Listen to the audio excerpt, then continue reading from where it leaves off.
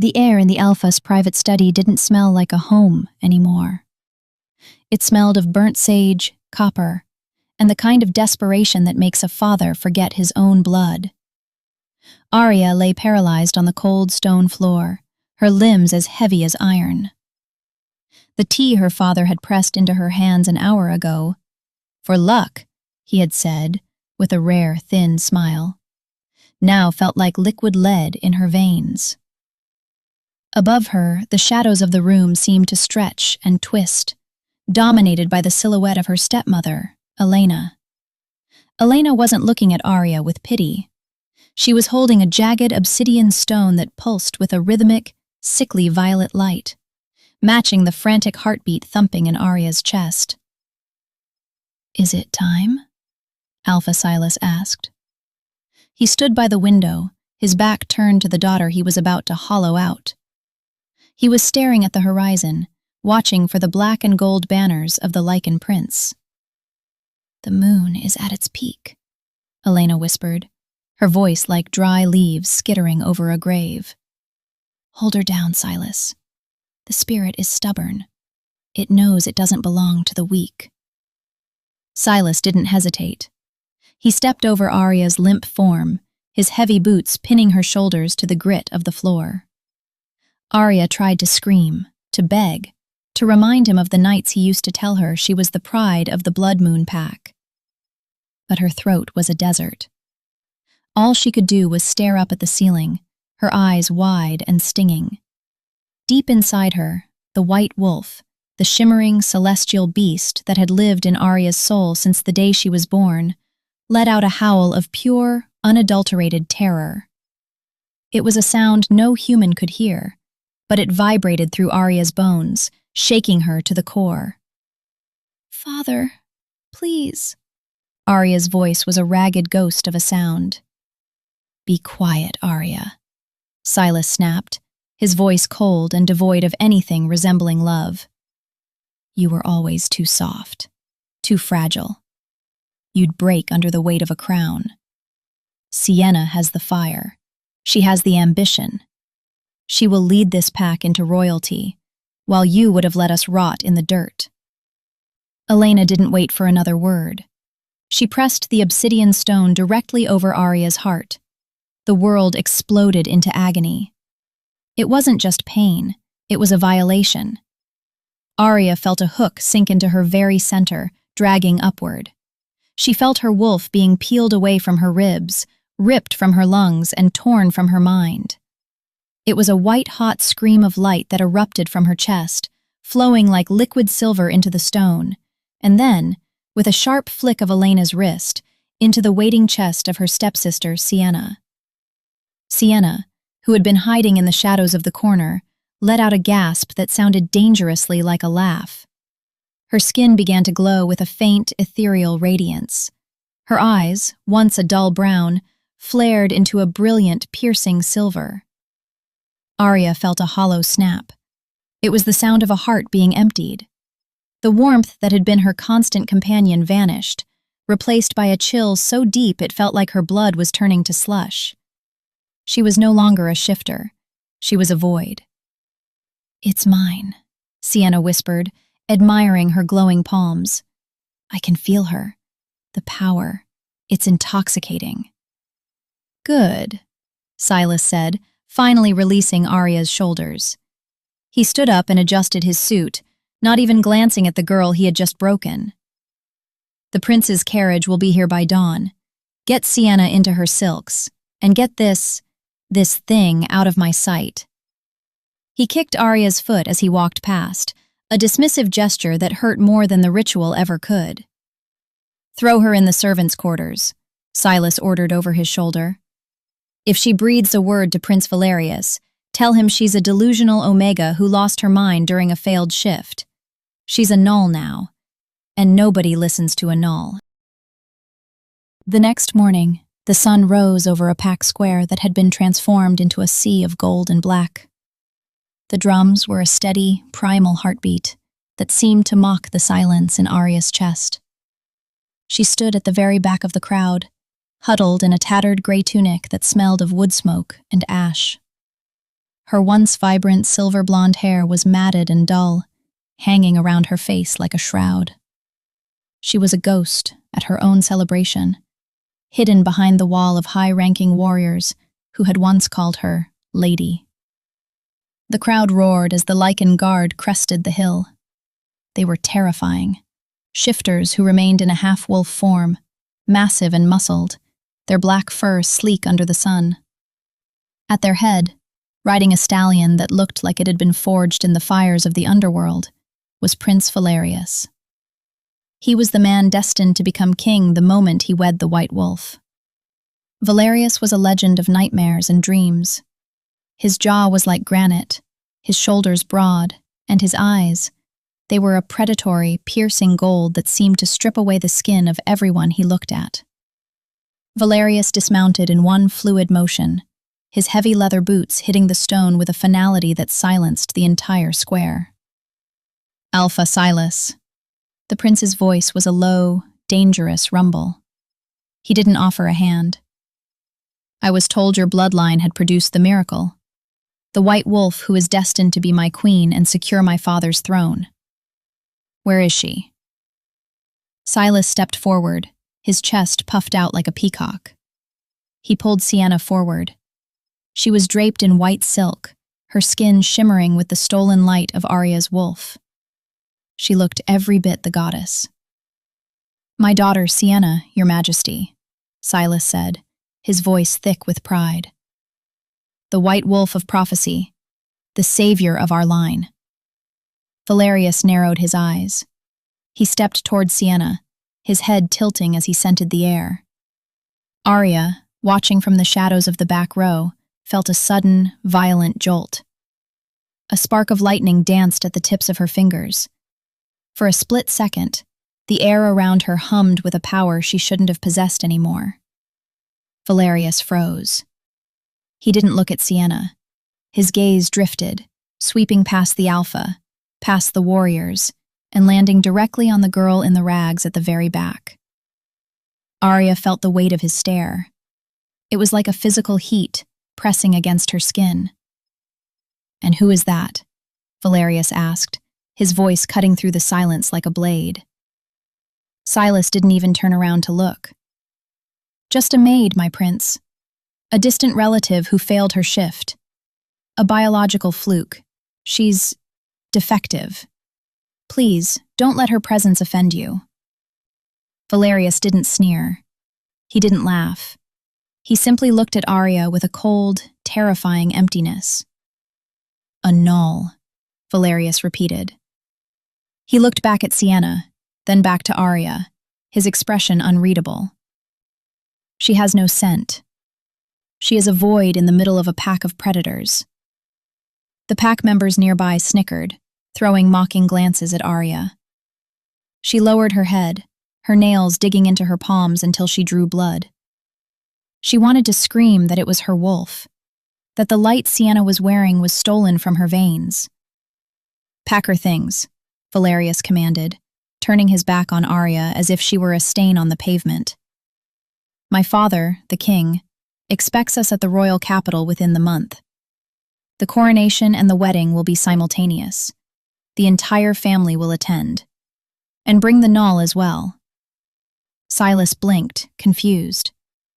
"The maid, my prince? Why?" Valerius looked at Sienna, his golden eyes unreadable. A queen needs someone to remind her where she came from. Though his words sounded like a cold royal decree, a flicker of tension in his jaw betrayed a deeper, primal instinct. His wolf, sensing a tectonic shift in the air, refused to let the void out of his sight, demanding she be brought into his orbit where he could solve the riddle of her silence. Sienna glanced back at Arya over her shoulder, a cruel, jagged smile stretching across her face. "Did you hear that, sister? You're going to the palace after all. You'll get a front-row seat to my coronation." Arya looked up, and for a fleeting second, her eyes flashed a brilliant, blinding silver. Not the dull silver of a shifter, but the white-hot light of a dying star. Valerius paused, his hand on his sword hilt, sensing a ripple in the air he couldn't explain. But the flash was gone as quickly as it had come. "Move," the prince barked. "We have a long road ahead, and I grow tired of the smell of this place." The royal caravan didn't feel like a celebration. It felt like a slow, dusty trudge toward a cliff. For 3 days, Arya lived in the rhythmic creak of wooden wheels and the smell of dry hay. She was a passenger on the supply wagon, tucked between crates of iron and sacks of grain, invisible to the glittering court, riding in the carriages ahead. As the sun began to dip behind the jagged mountain peaks, painting the sky in bruises of purple and orange, the command was given to halt. They were near a narrow ravine where the air felt thin and the water ran loud and fast over the rocks. Arya climbed down from the wagon, her legs stiff and her breath hitching in the cold. She barely had time to shake the dust from her tunic before her father, Alpha Silas, appeared from the shadows of a nearby tent. He didn't look at her like a daughter. He looked at her like a piece of equipment he'd forgotten to grease. "The healers need water for the prince's horses," Silas said, his voice low and sharp. "The stream is a 1/4 mile down that path. Take the buckets. And Arya?" He stepped closer, his shadow stretching over her in the twilight. "Stay out of the light. The prince is already on edge with the mountain rogues nearby. Don't give him a reason to regret bringing us along." Arya didn't answer. She couldn't. She just took the heavy iron buckets, the handles biting into her palms, and headed into the darkening woods. The forest was different at dusk. The birds had stopped their chatter, and the wind through the pines sounded like a low, persistent whistle. Arya reached the stream, the water rushing over the stones with a frantic energy that made her head swim. She knelt at the bank, the cold spray hitting her face. Then, the world went silent. A low, guttural vibration started in the earth beneath her knees.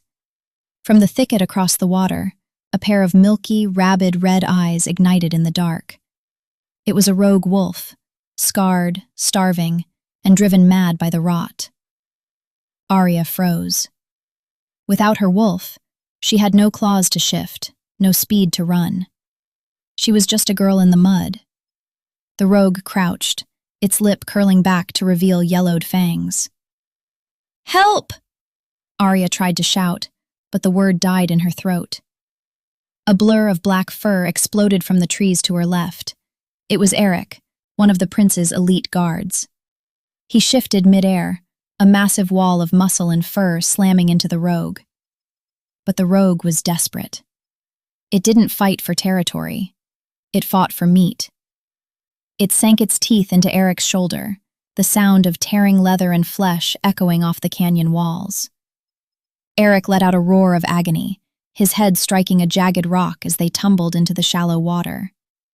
He went limp, his throat exposed, the rogue hovering over him for the kill. Arya didn't think. She didn't have a wolf to guide her, but a primal, ancient heat flared in the center of her chest, a spark in the middle of her hollow soul. She reached out her hand toward the beast. "Stop," she whispered. The word didn't feel like a sound. It felt like a heavy weight dropping. The rogue wolf froze. Its eyes widened, its hackles dropping as if a physical hand had crushed it into the earth. It whimpered, a sound of absolute terror, and scrambled backward into the darkness, fleeing from something it couldn't understand. Eric groaned, his eyes fluttering open for a mere second. He saw Arya standing over him, her hand outstretched, her silhouette framed by a ghostly silver light that seemed to pulse from her very skin. Then, his eyes rolled back, and he passed out. "Eric!" The voice was a thunderclap. Prince Valerius burst through the trees, his silver blade drawn, his golden eyes scanning for the threat. He saw his favorite guard bleeding in the water, and Arya standing there, trembling, the empty buckets forgotten on the bank. He rushed to Eric, his large hands pressing down on the blood soaking the guard's shoulder. Eric, stay with me. Valerius looked up at Arya. He wasn't sneering, but his face was tight with a terrifying kind of stress. He looked at her, then at the blood on his hands, then back at her. What happened? He demanded. His voice was heavy, like he was carrying the weight of the entire camp on his shoulders. A rogue. It attacked, Arya stammered, her heart hammering against her ribs. Eric, he jumped in front of me. Valerius stood up, his height blocking out the last of the sun. He looked down at her, and for a moment, Arya saw a flicker of something she couldn't name. It wasn't quite anger, but it wasn't kindness either. You shouldn't have been out here alone, Arya, Valerius said, his voice low and vibrating with a strange tension. I have 300 men to protect on this road, and now one of my best is bleeding because he had to protect a girl who has no way to protect herself. I was only doing what I was told, she whispered, looking at her boots.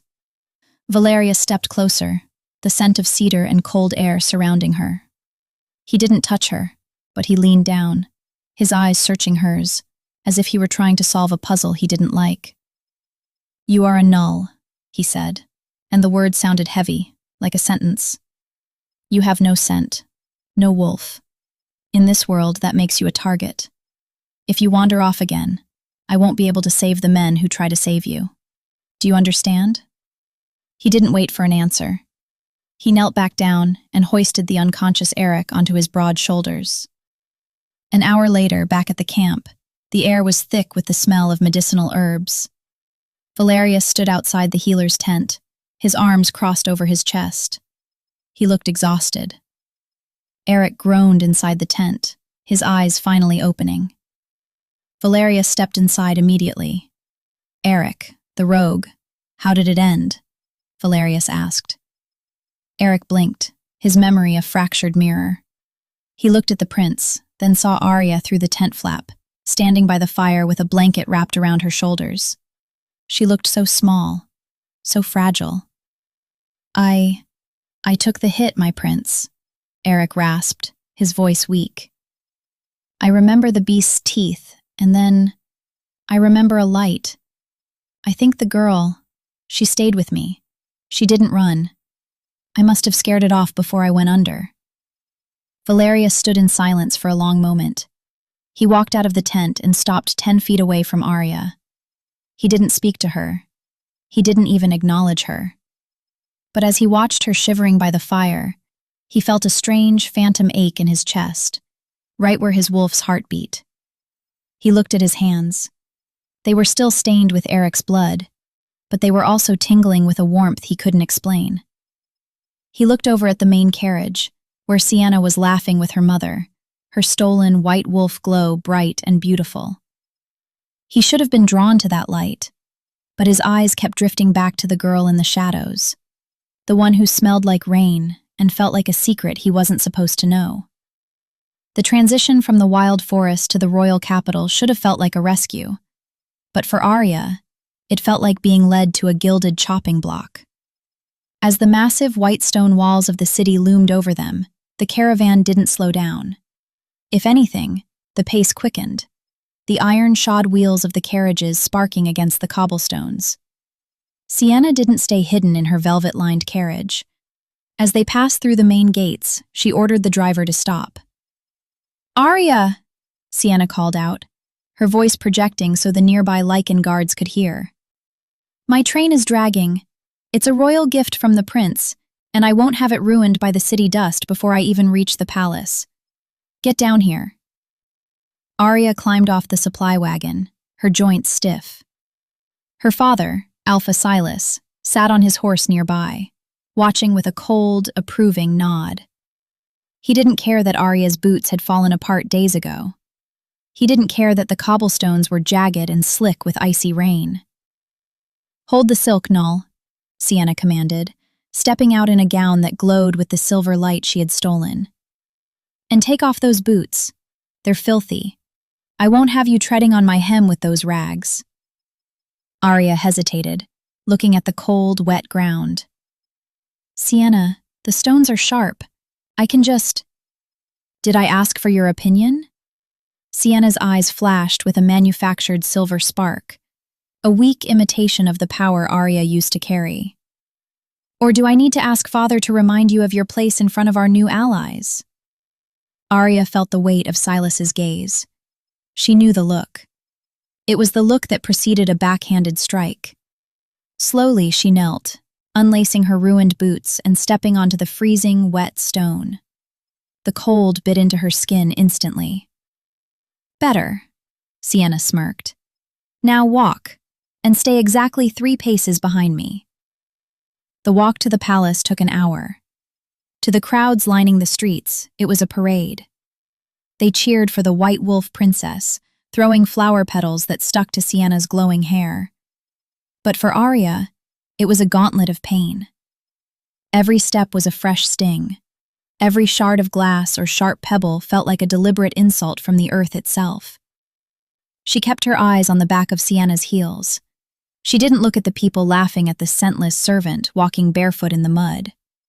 She didn't look at her father's back, but she couldn't help but look at Valerius. The prince rode at the head of the line on a stallion as black as a nightmare. He looked every bit the warrior king the legends described, shoulders like granite, golden eyes that seemed to cut through the gray mist of the city. As they reached the palace stairs, he dismounted with a fluid grace that made the noble women in the crowd gasp. He turned to greet his bride-to-be, but his gaze overshot Sienna. It landed on Arya. He saw the mud. He saw the way she was shivering, her knuckles white as she bunched the heavy silk of the train in her hands to keep it from the ground.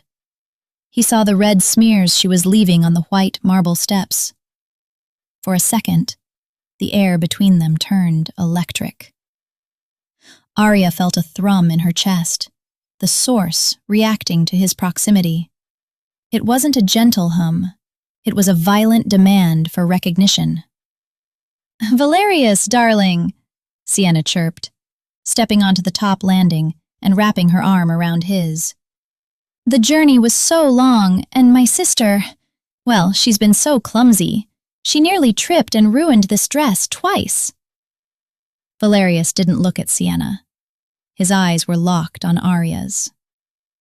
"Why is she barefoot?" The question was blunt. It didn't sound like pity. It sounded like an interrogation. Sienna laughed, a high, tinkling sound that grated on Arya's nerves. "Oh, you know how gnolls are. They have no wolf to keep them warm, so they get strange." She insisted on feeling the ground. She says it helps her feel less empty. The lie was so blatant, so casual, that Arya almost spoke up. But one look from her father, who had moved to stand behind the prince, silenced her. Silas's hand was on the hilt of his sword.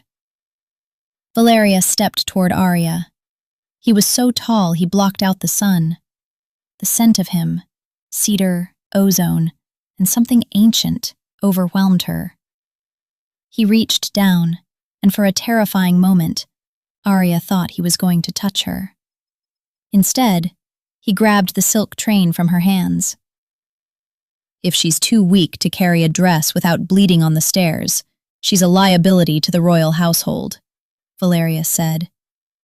His voice was cold, devoid of the warmth she had heard in the forest. "She doesn't belong in the guest wing. Silas, your daughter is a servant. Treat her like one." "Of course, my prince," Silas bowed low. "Arya, to the scullery. Now, before you embarrass me further." Valerius turned his back on her, leading Sienna toward the great hall. But Arya saw it. The way his jaw was clenched so tight, the bone looked ready to snap. She saw the way his hand, the one that had touched the silk she'd been holding, was trembling. He wasn't being cruel because he hated her. He was being cruel because he was terrified.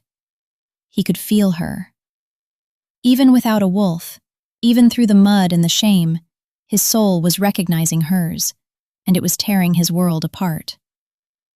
Arya stood on the marble steps, alone, as the doors of the palace slammed shut. She looked down at her feet. The blood was starting to dry. "I'm not empty," she whispered to the closed doors. "And soon, Valerius, you're going to realize that the girl you just sent to the kitchens is the only thing keeping your kingdom from falling into the dark."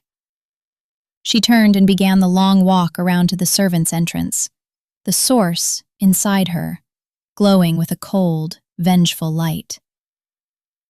Chapter 2. The servants' entrance was a narrow, moss-slicked stone archway that smelled of damp earth and lye. It was a world away from the marble steps and the cheering crowds. As Arya limped through the darkness, her feet leaving faint red prints on the cold floor, she felt the shift in the air. Here, she wasn't an alpha's daughter. She wasn't even a failed shifter. She was a ghost in a black dress. "Move it, girl!" a stout woman with a face like curdled milk shouted, shoving a bucket of scalding water into Arya's hands. "The princess-to-be is demanding her bath, and she won't have a Lykan touch her. She says only her special servant knows the right temperature." Special. The word felt like a slap. Arya carried the heavy oak buckets up the winding servant stairs, her muscles screaming with every step. The source inside her was restless, pulsing against her ribs like a trapped bird, reacting to the proximity of the palace's ancient ley lines. It wanted to roar. It wanted to tear the stone walls down. But Arya forced it into a small, dark corner of her mind. If she let it out now, she wouldn't just be a servant, she'd be a corpse. When she pushed open the heavy doors to the royal bathing chamber, the steam hit her like a physical wall. The room was a masterpiece of indulgence. Sunken marble tubs, gold-leafed faucets, and jars of oils that cost more than a commoner earned in a decade. Sienna was already there, lounging on a chaise longue, wrapped in a thin silk robe. She looked at Arya's trembling hands and the way she struggled to pour the boiling water into the tub. "You're late," Sienna said, her voice smooth as cream. "Valerius was asking about you. He seemed distracted. I had to remind him that you were just a common maid now." "I'm sure he was relieved," Arya whispered, her voice raspy. Sienna stood up, dropping the robe. The silver light of the stolen white wolf flickered over her skin, but it looked sickly in the steam, mottled and thin. "Scrub me, Arya, and don't use the sponge, use the salt. My skin feels heavy, like it's trying to reject the light." Arya knelt by the tub, her hands raw from the day's labor. She took a handful of the coarse, scented sea salt and began to rub it into Sienna's shoulders. The contact was agonizing. Every time Arya touched her sister's skin, she felt a sickening jolt, the white wolf spirit crying out for its true home. It was a silent, psychic scream that only Arya could hear. "Harder," Sienna commanded, leaning her head back. "You're weak, Arya. That's why the wolf left you. You couldn't even handle the pressure of being a vessel. Now look at you, scrubbing the feet of the girl who took everything." "I'm doing what I have to do to survive, Sienna," Arya said, her voice gaining a dangerous edge. Sienna turned suddenly, grabbing Arya's wrist with a strength that shouldn't have belonged to her. Her eyes were wide, the silver light in them vibrating. "You think you're surviving? You're dying! I can feel it! Every time you're in the room, the wolf tries to crawl out of my throat to get to you. What did you do to it? What curse did you put on this soul?" "I didn't do anything," Arya gasped, her wrist popping under Sienna's grip. "You're the one who stole a soul that doesn't fit you. You're the one wearing a crown that's too heavy for your head." Sienna's face contorted into a mask of pure, unadulterated rage. She grabbed the bowl of salt from the ledge, the sharp, stinging minerals, and dumped the entire thing over Arya's raw, bleeding feet. The pain was a white-hot flash that blinded her. Arya's vision swam, her breath hitching in her throat as the salt burned into her open wounds. She didn't scream. She wouldn't give Sienna the satisfaction. She bit her tongue until the copper taste of blood filled her mouth, her knuckles turning white as she gripped the edge of the marble tub. Crack. The sound was like a bone snapping. Arya looked up. The massive, gold-framed mirror on the opposite wall had developed a jagged, diagonal split. The water in the tub, which had been steaming seconds ago, was suddenly swirling with ice crystals. Sienna shrieked, scrambling out of the water, her skin turning blue. You're doing this! You're cursing me! I'm not doing anything! Arya shouted back, her voice shaking with the effort of holding back the source. The doors to the chamber were thrown open with such force they bounced off the stone walls. Prince Valerius stood there, his chest heaving, his hand on the hilt of his sword. He wasn't wearing his armor. He was in a simple black tunic that stretched over his massive shoulders. He looked like he had been running. He took in the scene. The shattered mirror, the frozen water, and Arya on her knees, her feet covered in salt and blood. What happened? Valerius barked, his voice vibrating the very air in the room. She attacked me! Sienna cried, throwing herself at Valerius and clutching his arm. She used some kind of dark magic. She froze the water, Valerius. She tried to drown me while I was bathing.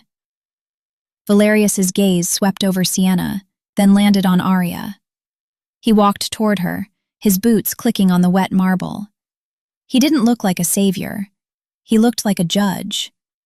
He reached down, his large, calloused hand gripping Arya's chin and forcing her to look up.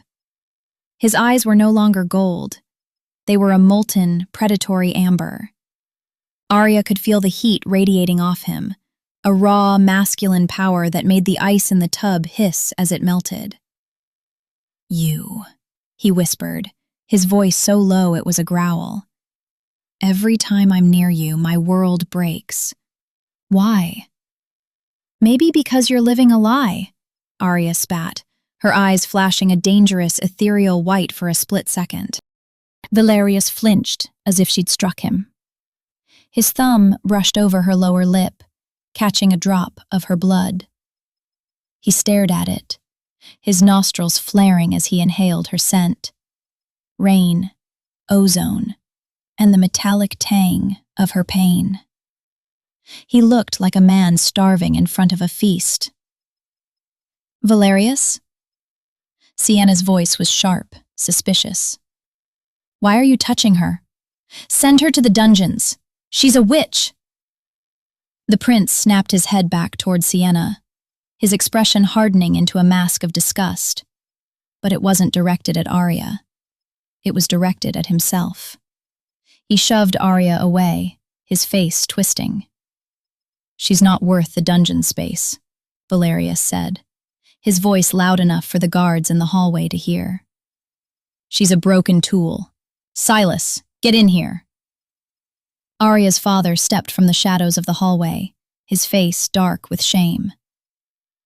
Your daughter is a disturbance, Valerius said, looking Silas in the eye. If she cannot serve without causing chaos, she will be confined. Lock her in the North Tower. No food, no water. If she wants to play with shadows, let her sit in them until the gala. Yes, my prince, Silas bowed, grabbing Arya by the arm and dragging her toward her feet. He didn't care about the salt in her wounds. He didn't care about the blood. As Arya was led out, she looked back one last time. Valerius was still standing by the tub. He wasn't looking at Sienna. He was staring at his own thumb, the one stained with Arya's blood. And then, slowly, he brought it to his lips.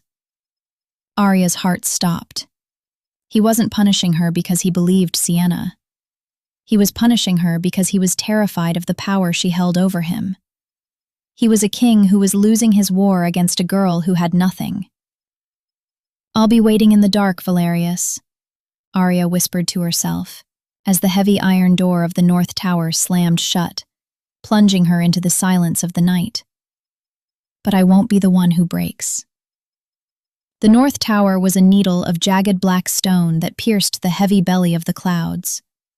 It was the highest point in the royal palace, a place reserved for prisoners of high birth or political secrets that needed to be buried in the wind.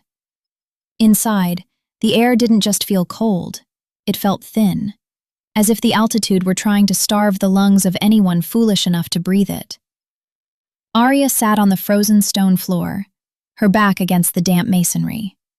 She had been there for 2 days. No food had passed her lips, and the only water she had was the condensation she licked from the walls in the dead of night. But she wasn't weakening. In the silence of the tower, away from the constant buzzing chatter of the palace shifters, the source inside her was changing. It was no longer a frantic bird hitting the bars of a cage. It had become a rhythmic, heavy thrum, a deep bass note that vibrated in time with the very foundations of the mountain. Without the distraction of the physical world, Arya could feel the ley lines of the earth beneath the palace. They were like rivers of molten silver, pulsing with ancient power. And every time she breathed, she felt a microscopic thread of that power drift upward, feeding the hollow space where her wolf should have been. She wasn't a null, she was a vacuum. And she was starting to drink the palace dry. On the second night, the heavy iron bolt of the door groaned. It wasn't the rhythmic jingle of a guard's keys. This was the sound of someone forcing the mechanism with brute, Lykan strength. The door swung open and the moonlight spilled in, casting a long, jagged shadow across the floor. Valerius stood there. He wasn't wearing his crown or his royal furs. He was in a simple linen shirt, his chest heaving as if he had run up all 300 steps of the spiral staircase. In his hand, he gripped a small loaf of dark bread and a leather skin of water. He looked terrible. There were dark circles under his golden eyes, and his jaw was covered in a rough 2-day stubble. He looked like a man who was losing a war against his own mind. "Eat," he rasped, his voice sounding like it had been scraped raw. He tossed the bread onto the small wooden stool. It landed with a dull thud that echoed in the silence. Arya didn't move. She didn't even look at the food. She kept her gaze fixed on him, her eyes unnaturally bright in the darkness. "Why are you here, Valerius? Did Sienna run out of salt?" Valerius winced at the mention of her name. He stepped into the room and the door slammed shut behind him, cut off from the world outside. The space felt instantly smaller, charged with a static tension that made the hair on Arya's arms stand up. "My wolf won't eat," Valerius said, his voice dropping to a dangerous, low-frequency rumble. "He won't sleep. He spends the entire night pacing the balcony of my chambers, staring at this tower. He growls at Sienna. He snaps at the servants. He thinks." Valerius choked on the words, his throat working as he fought for control. "He thinks you're his mate, Arya. He thinks a scentless, broken girl from a border pack is the Luna of the Lykans." "And you?" Arya asked, her voice steady and cold. "What do you think? Do you think I'm a witch? Or do you think your beast has more sense than its master?" Valerius moved then, so fast the human eye couldn't have tracked it. In a heartbeat, he was across the room, his hands slamming into the stone wall on either side of Arya's head, pinning her. He leaned in until their noses were almost touching. The scent of him, heavy, musky, and crackling with silver energy, was so thick it felt like a physical weight on her chest. "I think you're a curse," he hissed, his pupils blowing wide until his eyes were almost entirely black. "I think you're a ghost that's haunted me since the moment I saw you by that stream. I look at Sienna, and I see the prophecy.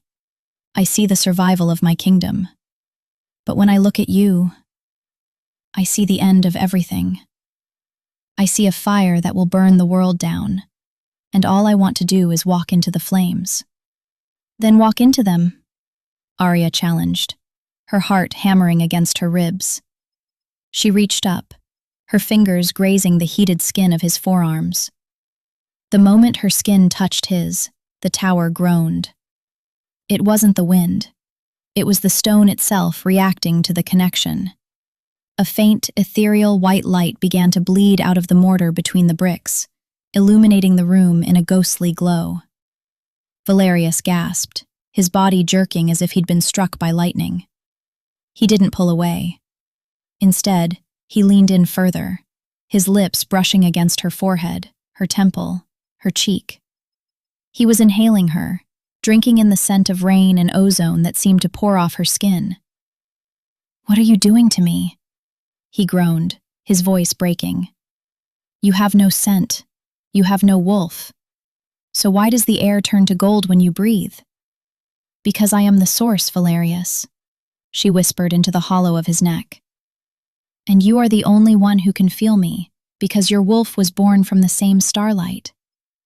He let out a frustrated, animalistic growl and captured her mouth with his. It wasn't a kiss of courtship. It was a collision. It was desperate, hungry, and full of the rage of a man who had been denied his soul for too long.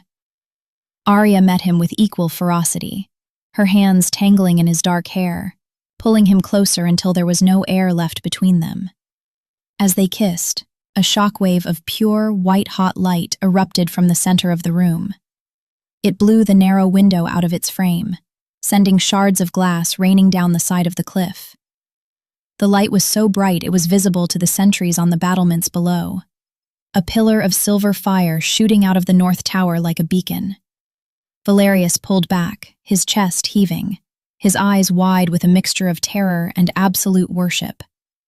He looked at his own hands, which were now glowing with the same faint white luminescence that was radiating from Arya. "They saw it," he panted, looking at the window. "The guards, the king, they'll be coming." Arya stood up, her legs finally steady, her spirit feeling more powerful than it ever had when she was an alpha's daughter. She looked at the prince, the man who was supposed to marry her sister tomorrow.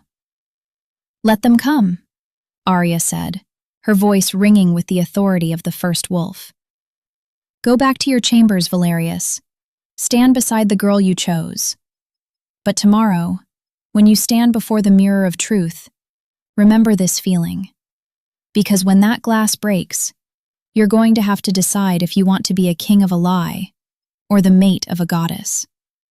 Valerius stared at her for a long moment, his jaw tight, his hands clenched into fists. He didn't speak. He couldn't.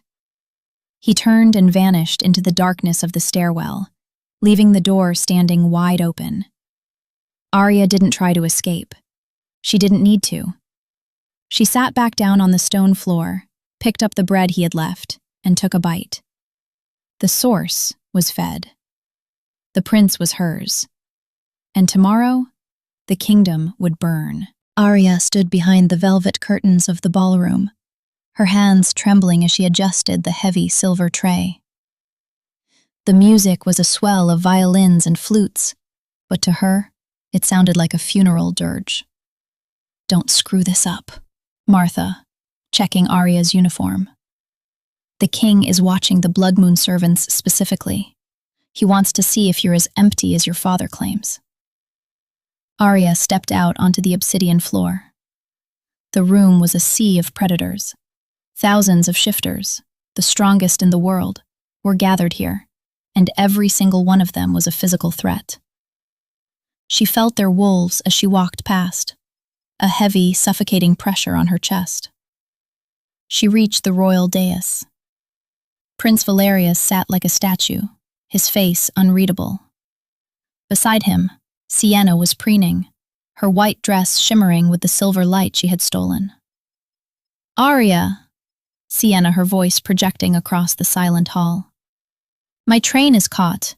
Be a good sister and fix it. Kneel." Arya felt the eyes of the entire Lykan nobility on her. She set the tray down and knelt at Sienna's feet. As she reached for the silk, Sienna, accidentally, tipped her goblet of dark red wine. It drenched Arya's head, soaking into her hair and running down her face in sticky crimson streaks. The ballroom erupted in, "Oh, look at that," Sienna, covering her mouth with a gloved hand. "The null is bleeding wine. How appropriate." Arya sat frozen, the liquid stinging her eyes.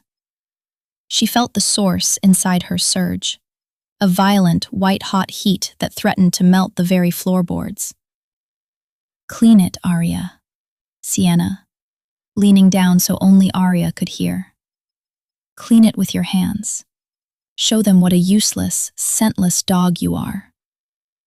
Arya began to wipe the wine from the floor with her bare hands. The humiliation was a physical weight, pushing her down. But then, a shadow fell over her. Valerius stood up.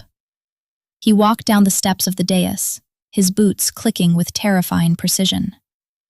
He stopped in front of Arya, looking down at her wine-stained face. The crowd went silent. They expected him to kick her, or to order her out. Instead, Valerius reached out and grabbed her wrist. His grip was like iron, his skin burning. The moment they touched, a low-frequency hum started in the room. The diamond chandeliers overhead began to vibrate. "Valerius, let her go," the king from his throne. "She's just a servant." Valerius didn't look at his father. He was staring at Arya, his golden eyes blown wide, his nostrils flaring as he caught the scent of rain and ozone through the heavy wine. "Tell me, Valerius," his voice a low growl that made the wolves in the front row whine. "Who gave you permission to bleed on my floor?" "I didn't choose this, my prince." Arya, her eyes flashing white for a split second. The source snapped. A shockwave of air blasted outward, blowing out every candle in the room. The massive chandeliers didn't shatter. They shrieked, the crystals vibrating so hard they turned into a blur of light. The obsidian floor cracked beneath Arya's knees. Sienna, falling back into her chair. "The light!" the High Elder. "The White Wolf is protecting us." In the darkness, Sienna realized what was happening. She stood up, her stolen aura flaring as hard as she could push it. "Yes, I did it! I suppressed the servant's dark energy. My wolf protected the king." The lights returned as the guards lit the torches. The room looked at Sienna with awe. They believed her. They thought the White Wolf had saved them from the Null's curse. Only Valerius knew the truth. He was still holding Arya's wrist, and he could feel the lightning dancing beneath her skin. He looked at her with a terror that was quickly turning into an obsession. "You're staying in the palace," Valerius says, his voice loud enough for the king to hear. "She's not going back to the scullery. She's to be my personal attendant. I want her where I can see her every second of the day." Sienna's face went pale with jealousy. Silas frowned, sensing the danger. But the king nodded. Arya stood up, the wine still dripping from her hair. She had been humiliated, she had been beaten, and she had been lied about. But she was no longer in the kitchens. She was in the prince's shadow. The transfer from the damp scullery to the royal wing should have felt like an ascension. Instead, it was a high-altitude execution. Arya was no longer a ghost in the kitchens, she was a target in the light. By the prince's direct command, Arya was moved into a small antechamber connected to his master suite.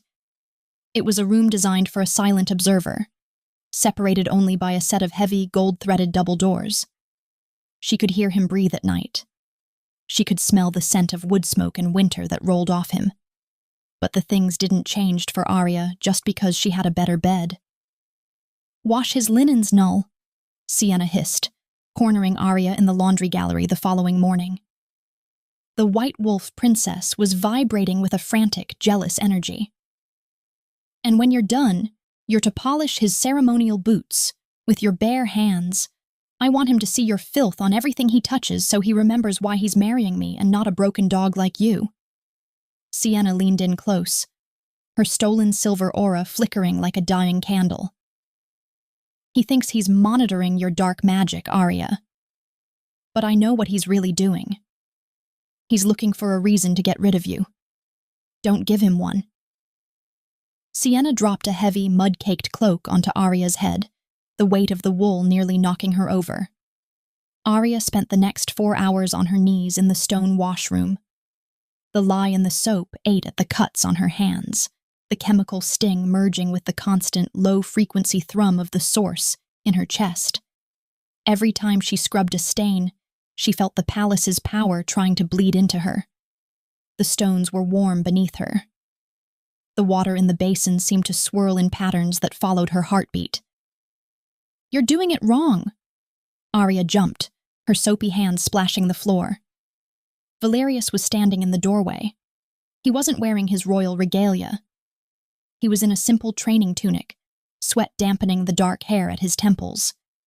He looked raw, his golden eyes tracking the way the soap suds clung to Arya's collarbone. "I am following the princess's instructions, my prince," Arya said, her voice tight. "The princess is a fool," Valerius growled, stepping into the room. The space, already humid and cramped, felt like it was shrinking. He reached down, grabbing her soapy wrist and pulling her to her feet. The contact was like a lightning strike. The water in the wash basins behind them suddenly surged, spilling over the edges in a perfect, synchronized wave. Valerius didn't let go. He leaned in, his face inches from hers. "Explain the light at the gala, Arya. Sienna says she suppressed it. But when I touched you, it felt like the world was ending. It felt like you were the one holding the sky up." "Maybe you should listen to your bride," Arya whispered, her breath hitching as his thumb traced the pulse point on her wrist. "She has the wolf. I have nothing. Isn't that what the prophecy says?" "The prophecy says the white wolf will lead us to the source," Valerius hissed, his grip tightening, not in pain, but in a desperate, grounding anchor. "But every time I look at her, my beast wants to howl in mourning. And every time I look at you, he wants to kill everyone in this palace just to get you alone." He slammed her back against the damp stone wall, his body pinning hers. The tension was a physical cord, vibrating between them. For a second, Arya thought he was going to kiss her, or kill her. "Valerius!" Sienna's voice rang out from the hallway. Valerius snapped back, his face a mask of cold, regal indifference in an instant. He shoved Arya away, his eyes turning to flint. "Clean the floor," he barked, loud enough for Sienna to hear as she rounded the corner. "If I slip on this soap again, I'll have you whipped."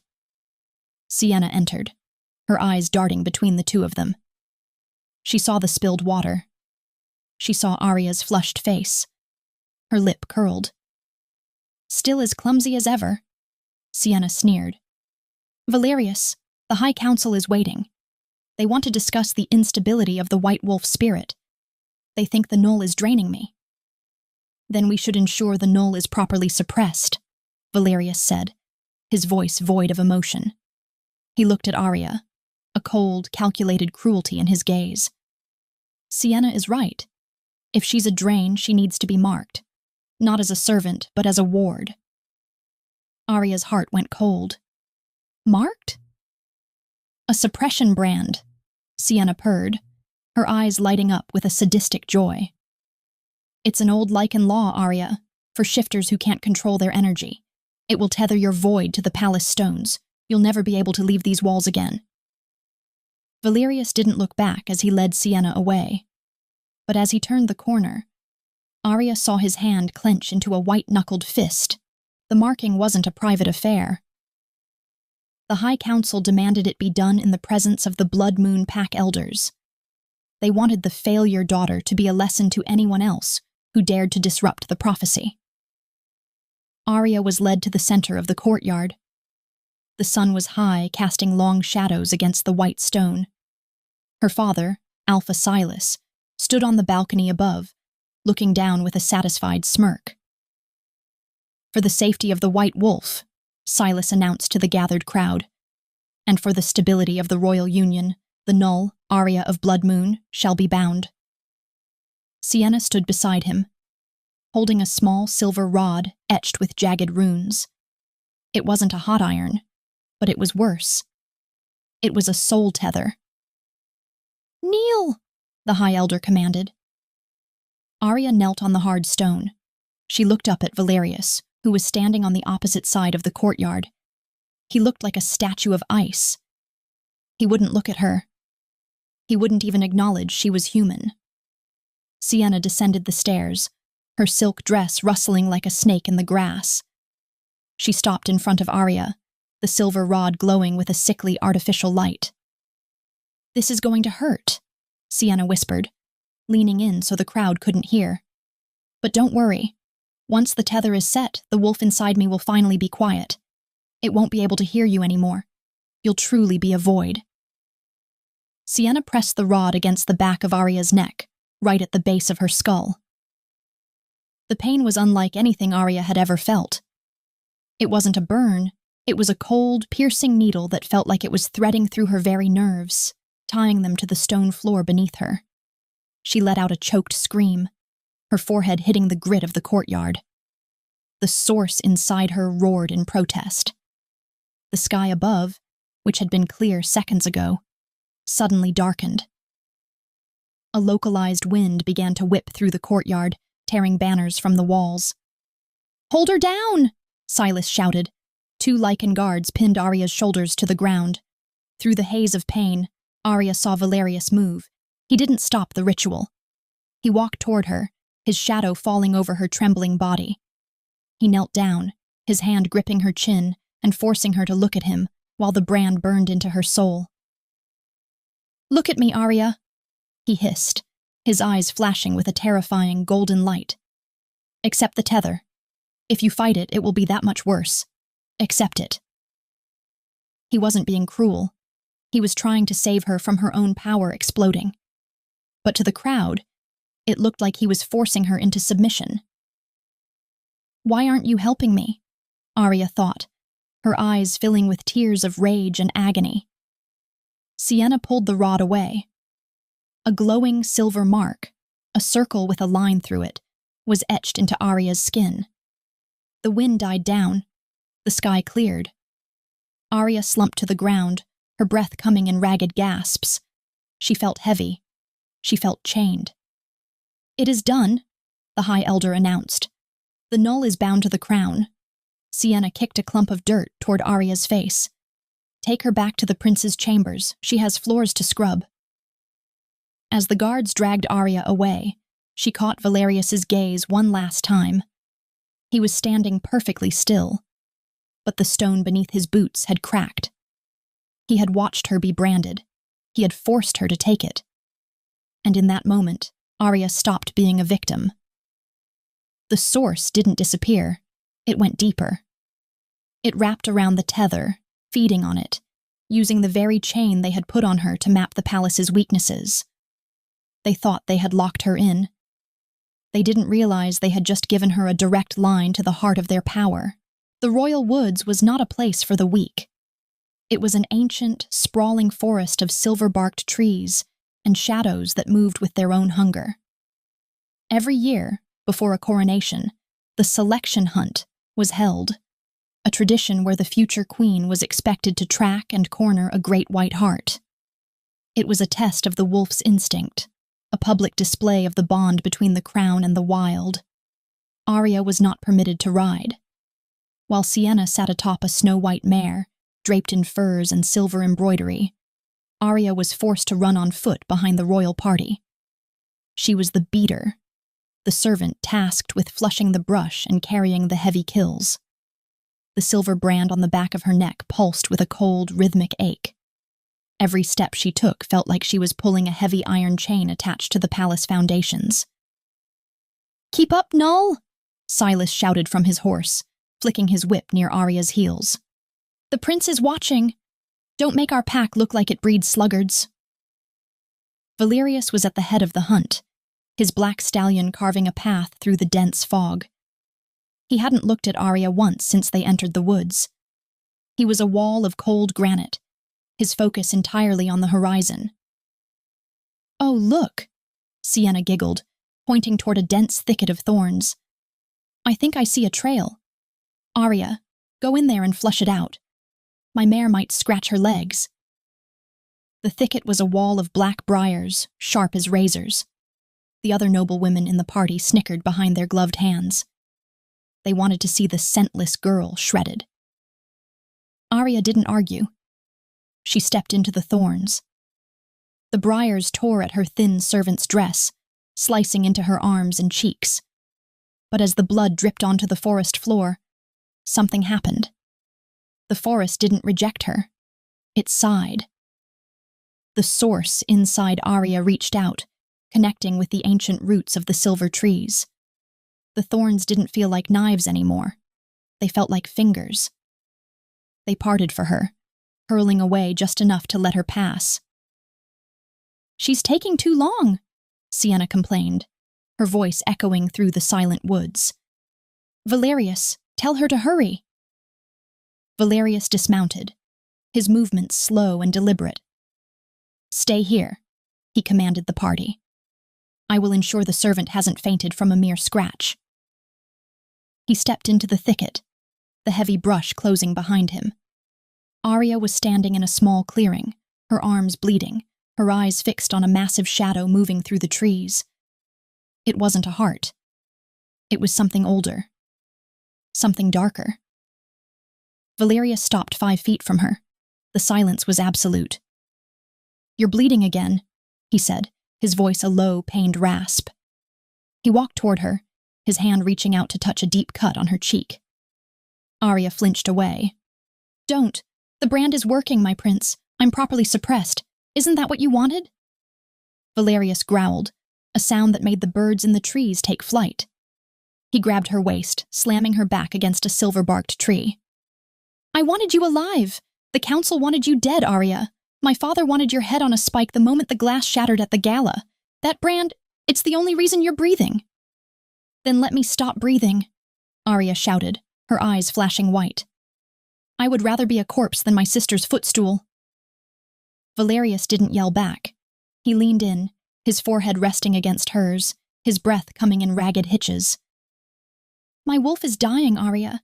He can feel the lie in Sienna. He can feel the rot. And he can feel the stars in you. I am trying to hold a kingdom together with breaking bones." He slid his hand down to the back of her neck, his thumb brushing over the glowing silver brand. The moment he touched it, the cold ache vanished, replaced by a surge of heat so powerful the ground beneath them began to smoke. "Valerius?" Sienna's voice was closer now. She was pushing through the brush, her face red with jealousy. Valerius pulled back, his eyes dark with a desperate, forbidden hunger. He wiped the blood from Arya's cheek with his thumb and, before she could blink, he pressed it into his own palm, closing his fist tight. "Find the heart, Arya," he whispered. "Find it before she does. If she fails this test publicly, the council will have no choice but to question the bond." He turned and strode out of the clearing just as Sienna broke through the thorns. "What were you doing?" Sienna demanded, looking at Arya's flushed face. "Finding your prize, princess," Arya said, her voice dropping an octave. Arya closed her eyes. She didn't hunt with her nose, she hunted with her soul. She felt the heartbeat of the forest, the pulse of the Great White Heart 3 miles to the north. She also felt the darkness, a pack of shadow crawlers, ancient monsters that fed on shifter magic, circling the royal party. The source flared. Arya didn't suppress it this time. She sent a silent command through the roots of the trees. "Come." The hunt turned into a nightmare within the hour. The Great White Heart appeared, but it wasn't alone. From the black depths of the shadow woods, the crawlers emerged, beasts made of smoke and teeth, attracted to the artificial, flickering light of Sienna's stolen wolf. The horses panicked. Noblemen were thrown to the ground as the monsters swarmed. "Protect the princess!" Silas screamed, drawing his sword. But the shadow crawlers moved too fast. They ignored the warriors. They wanted the white wolf. They could smell the instability in Sienna. the way the stolen spirit was leaking out of her like blood in water. Sienna was frozen on her horse, her face white with terror. "Valerius, help me!" Valerius was fighting off 3 of the beasts, his claws drenched in black ichor. He looked toward Sienna, then his eyes darted to the edge of the clearing, where Arya stood. Arya wasn't hiding. She was standing in the center of the chaos, the wind whipping her hair around her face. Every crawler that tried to approach her hit an invisible wall of white light and vanished into ash. "Silas!" Valerius roared. "Get the party back to the gates, now!" "Not without my daughter," Silas shouted, looking at Sienna. "Which one, Alpha?" Arya's voice rang out, cold and mocking. A shadow crawler lunged at Sienna, its claws inches from her throat. Valerius had a choice. He could leap to save his prophesied bride, or he could stay and defend the girl whose blood was currently singing to his beast. He leaped. He tackled the monster midair, ripping its throat out with his teeth. But as he landed, another crawler struck him from behind, its venomous claws sinking into his shoulder. Valerius fell to one knee, a choked groan escaping his lips. "Valerius!" Sienna screamed, but she didn't move to help him. She turned her horse and fled toward the palace, followed by Silas and the guards. They left him. They left their prince to die to save the queen. Arya walked through the carnage. The shadow crawlers hissed as she approached, backing away from the raw, blinding purity of the source. She knelt beside Valerius. He was pale, the black venom already turning his veins dark. He looked up at her, a bitter smile touching his lips. They left," he wheezed. "They chose the crown over the man," Arya said, her hand hovering over his wound. "Is that the kingdom you want to rule, Valerius?"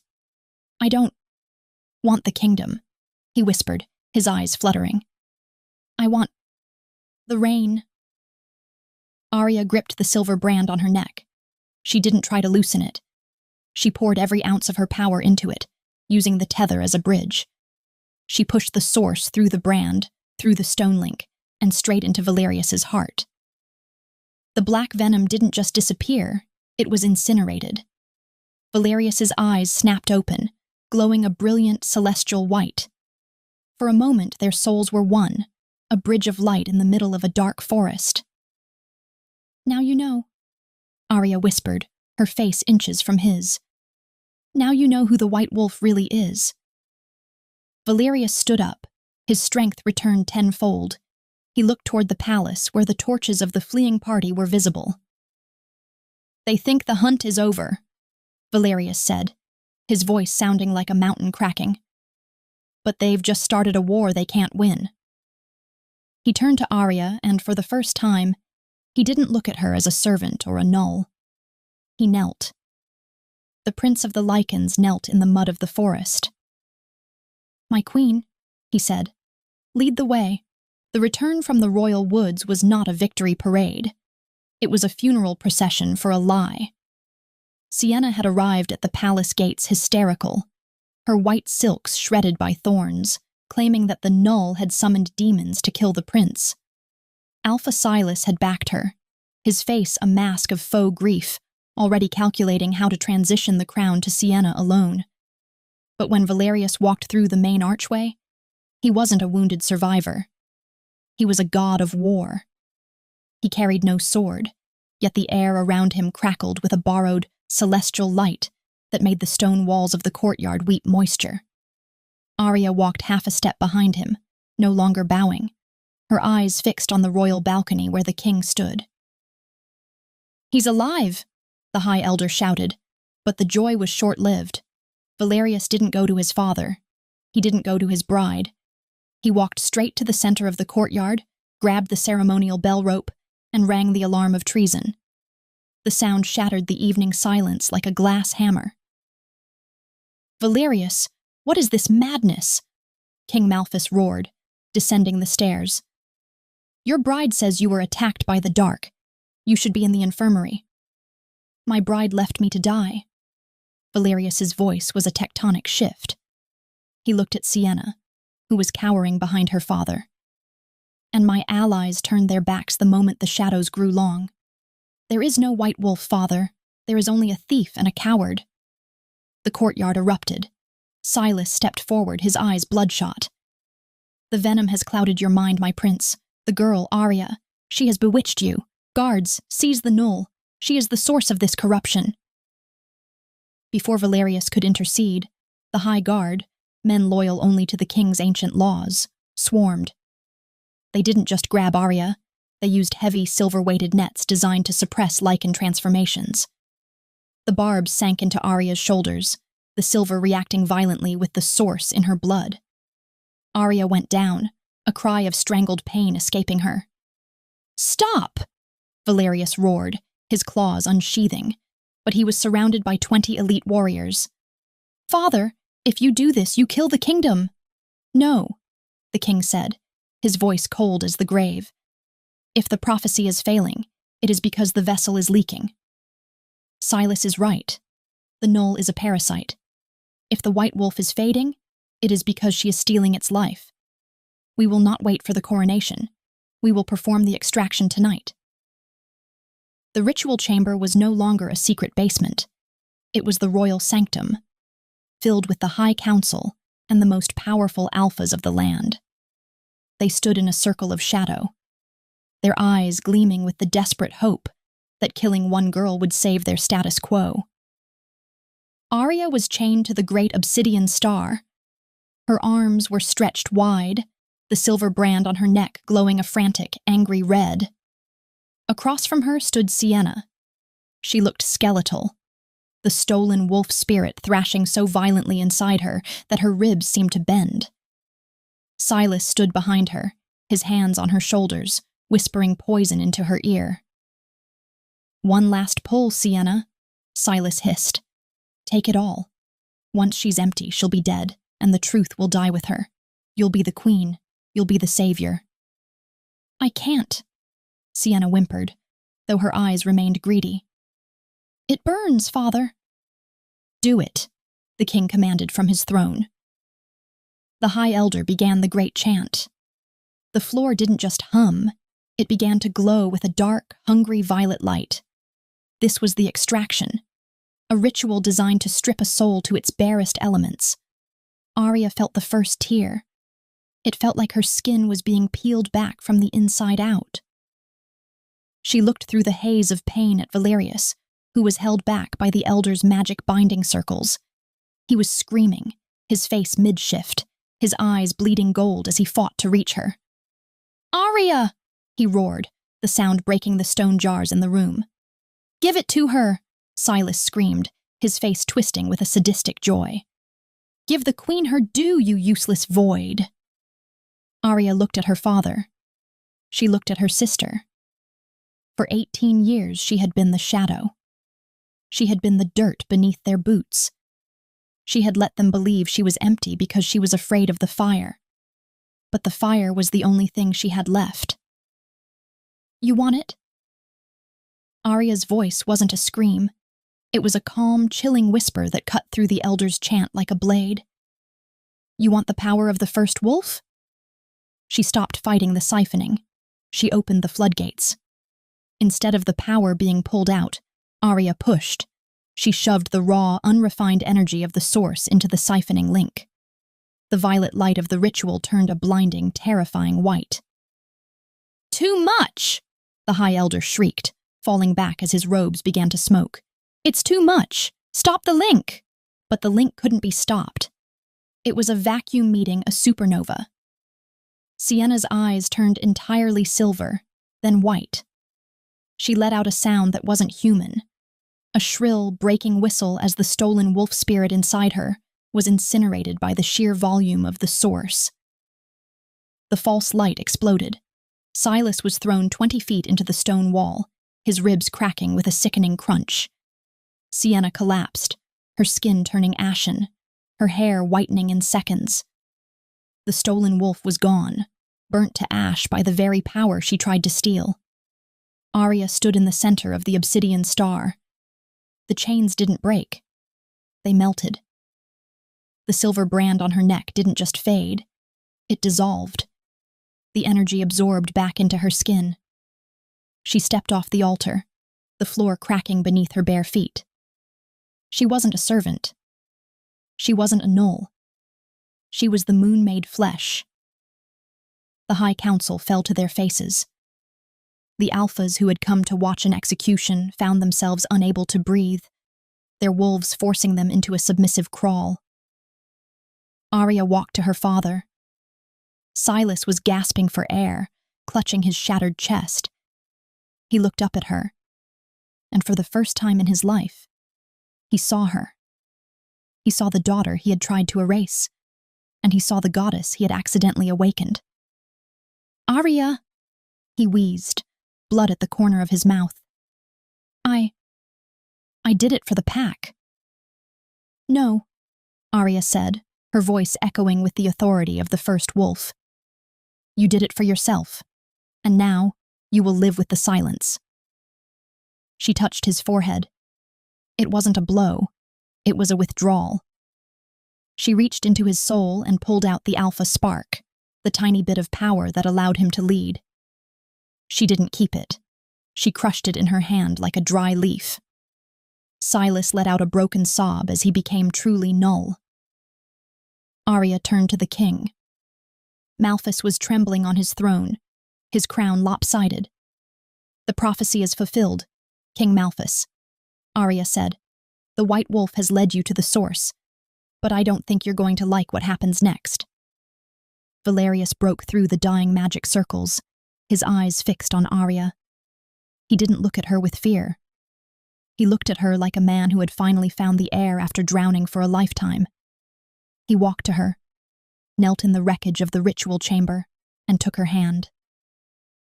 "The kingdom is yours," Valerius whispered. "Tell me who to burn first."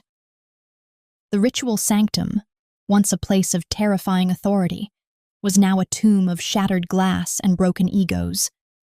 The air hung heavy with the scent of ozone and the metallic tang of spent magic. King Malphus sat frozen on his throne, his fingers white-knuckled as they gripped the obsidian armrests. He looked at his son, the prince who had once been his perfect weapon, now kneeling at the feet of a girl the world had called nothing. "Valerius," the king croaked, his voice cracking. She is a monster. She has decimated the High Council. She has stripped an alpha of his soul. You cannot marry a creature that brings the crown to its knees." Valerius didn't look back. He kept his eyes on Arya, his hand firmly locked in hers. "I am not marrying a creature, father. I am marrying the moon itself. And if the crown has to kneel to breathe again, then let it fall." Arya stepped over the smoking remains of the ritual circle. Her bare feet didn't make a sound on the stone, but every step felt like a heartbeat thrumming through the palace.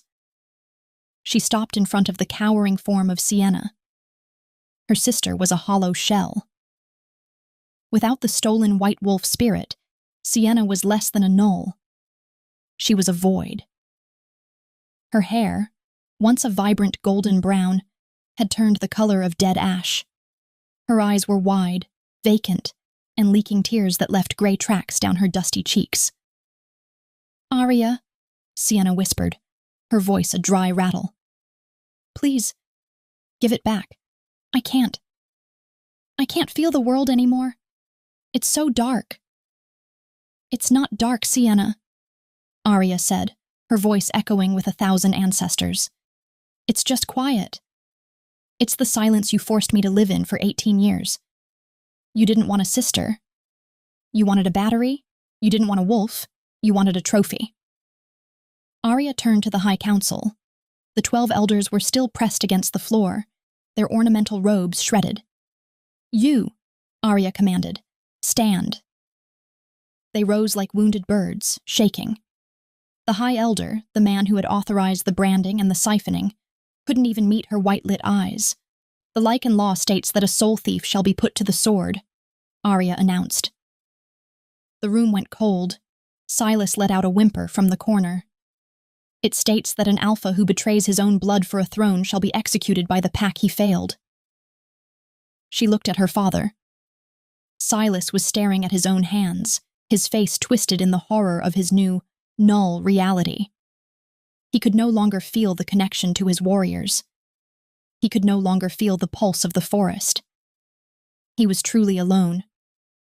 "But I am not my father," Arya said, her voice rising, filling the chamber until the walls themselves seemed to pulse. "And I am not the king. I am the source. And I do not want your blood. It is too tainted to offer the earth." She looked at the king. "Malphus, you will remain on your throne, for now. But you will sign the decree of dissolution. The Blood Moon Pack is no longer under Silas's command. They are the wardens of the north, answerable only to me." "And Silas? Elena? Sienna?" the king asked, his voice trembling. "Exile," Arya said. The word was a guillotine. "They will be stripped of their names. They will be taken to the grey wastelands where no wolf can hear them. They will live as humans, in a world that does not know their faces. They wanted a null? They shall spend eternity being exactly that." The guards dragged the broken remains of Arya's family from the hall. Silas's screams for mercy faded into a hollow silence, leaving only the sound of the wind whistling through the shattered stained glass. Arya stood in the center of the wreckage, her white light eyes slowly cooling back to a deep, starlit blue. The adrenaline was fading, replaced by a crushing exhaustion. She turned toward Valerius. He hadn't moved. He stood by the obsidian altar, his shoulders hunched, his hands shaking at his sides. "You stayed," she whispered, her voice raspy. "Even when I was a monster." Valerius didn't approach her with a smile. He approached her like a man walking toward his own execution. He stopped a few feet away and dropped to his knees. Not as a king, but as a man begging for a reason to breathe. "I didn't stay because you were a monster, Arya," he said, his voice thick with a raw, jagged emotion.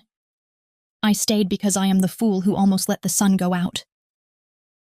He looked up at her, and for the first time, Arya saw the sheer terror in his golden eyes. "Every cruel word I spat at you, every time I sent you to the scullery, or forced you to walk barefoot. I was trying to kill the truth," he confessed, his chest heaving. "My wolf knew. He screamed from the moment he saw you in the square. He knew the light in Sienna was a flickering candle, and the power in you was the sun. But I was terrified. If I had shown you kindness, if I had claimed you then, my father and Silas would have seen the threat you posed. They would have killed you before I could find a way to protect you." He reached out, his hand hovering near her scarred feet. But he didn't dare touch her. "I thought if I made you invisible, if I treated you like a null, they would leave you alone long enough for me to find out what they had done to you. I treated you like a servant to keep you out of the gallows. But in doing so, I became the very thing I hated." He bowed his head. "I don't ask for your forgiveness. I don't deserve it. I just want you to know that every time I looked away from you, it was because I couldn't bear to see my own cowardice reflected in your eyes." Arya looked down at him. The rage she had carried for the prince didn't vanish, but it shifted. She saw the brand on his own soul, the weight of a crown that had forced him to be a monster to save a goddess. Slowly, she reached out and placed her hand on his head. The source hummed between them, a warm, forgiving gold. "You were a prince of a dying kingdom, Valerius," she said softly. "You chose the throne over your heart. But today the throne is gone. There is only the moon. If you want to be in my life, you don't do it as a king. You do it as the man who is willing to walk through the fire I bring." Valerius grabbed her hand, pressing his forehead against her palm. A single hot tear fell onto her skin. "I would walk through the sun if it meant I could stand in your shadow, Arya." He stood up, his hand finally coming up to cup her face, his thumb tracing the silver lotus mark on her neck. "I spent my life looking for a prophecy. I didn't realize the prophecy was a girl who smelled like rain and had the strength to break the world." He leaned down and kissed her. a slow, deep apology that tasted of salt and starlight. The coronation on the cliffs was a sea of silver and black. 10,000 shifters watched as Arya stood at the edge of the world. She wore no silk, only the wire of her own power and the fur of the ancestors. When King Malphus placed the crown on her head, the world didn't just change, it woke up. The howl she let out wasn't just a sound, it was a command. We are no longer defined by what was stolen. We are defined by what we choose to give. As the ceremony ended, Arya stood with Valerius as the moon began to set. He had his arm around her waist, but he wasn't holding her up. He was leaning on her. "They'll be looking to us now," Valerius said, looking at the thousands of wolves below. "They've never had a queen like you. They don't know how to follow a source." "They'll learn," Arya said, leaning her head against his shoulder. "And you'll learn too." Valerius looked down at her, a small, genuine smile finally breaking through his mask. "What's my first lesson, my queen?" Arya looked out at the horizon, where the first light of dawn was hitting the gray wastelands in the distance, where 3 human figures were currently realizing the true cost of their greed. "The first lesson," Arya whispered, "is that the smallest soul in the pack is the one that holds the most light. Never let a girl walk barefoot in your kingdom again, Valerius." Valerius tightened his grip on her, his golden eyes shining with a fierce, absolute loyalty. "Never again, Arya. On my soul, never again." And as the sun rose, the white wolf finally rested, her heart full, her mate by her side, and her kingdom finally, truly free. On the end, thank you for listening to Midnight Stories by Elara.